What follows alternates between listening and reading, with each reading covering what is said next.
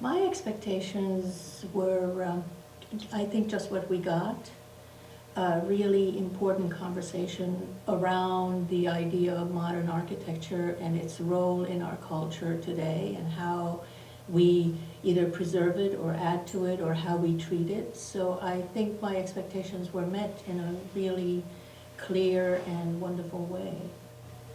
My immediate response to the day was that it takes a lot of voices to talk about the issues that we were discussing today, a lot of informed and impassioned voices, and we got those today. So I think that was a really great step forward to this kind of growing new discussion about what modern architecture's role is in 21st century American society.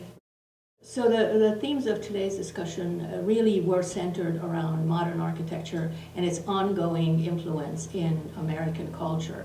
And one of the big questions is preservation, renovation, restoration, and all of the things that are aligned with that. So that may be financing, that may be materials, new materials, that may be community attitudes, that may be building techniques. All of those things that influence building today influence this modern architecture that is in the ground, that is there, that is for us that we use already, and that we have to think about upgrading. Today's discussion was very important to me, very specifically, because I'm very much interested in this idea of modern preservation, because it is a very different type of preservation than what we know right now in the United States. We have a wonderful program for understanding and preserving other historical architecture that is not modern, and modern architecture is very little understood, I feel, in the preservation community. It raises very different questions than traditional preservation does. I mean, a lot of what we know about preservation now involves preserving old Victorian buildings or neo-Gothic buildings or old brick buildings or stone buildings.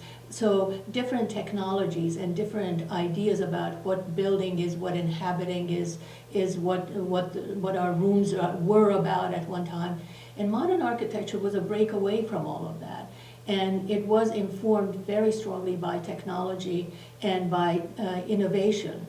And so the preservationists kind of know that, obviously know that, but we're entrenched in this old way of preserving and kind of embalming buildings. And modern buildings don't adapt to that. You don't want them to kind of sit around and looking like they did in 1945. You want them to function and to carry on the dialogue about this modern way of living, which is open, rational, beautiful, sustainable, all of those things that we're interested in now. So I think that needs to get out there, and that needs to be part of the dialogue. I think the glass house has a huge role to play in modern preservation because it's such a strong image. It's such a strong brand, if you will. It's a brand for modernism.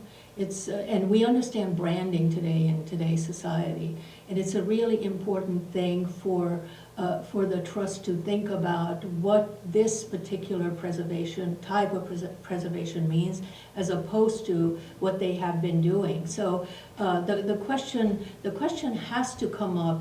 Is the technical questions have to come up in this modern preservation, because if you try to preserve it the way it was in 1946, 45, in the 1950s, you are going to create something that doesn't function anymore, that is leaking energy, that basically is using materials that are outmoded.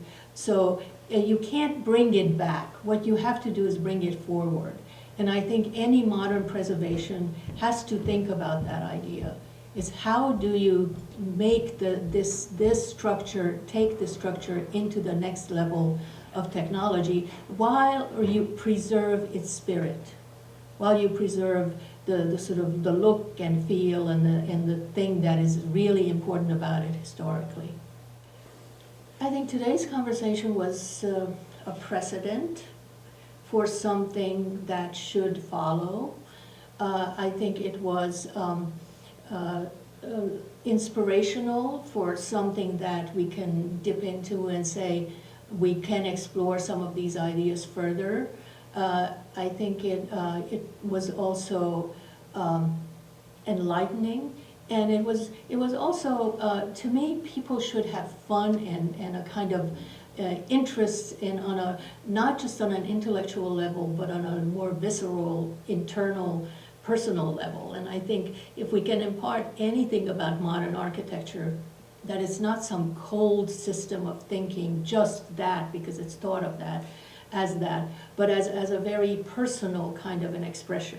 It allows you to be personal about your life and how you live it and how you think about it. So I think all of that is very important for us to know, that this is not some alien thing, not some weird thing that plopped down in Connecticut, but it's something for us to kind of observe and internalize and think about and see how it works and see how it would work for us and what would it do to enrich our lives.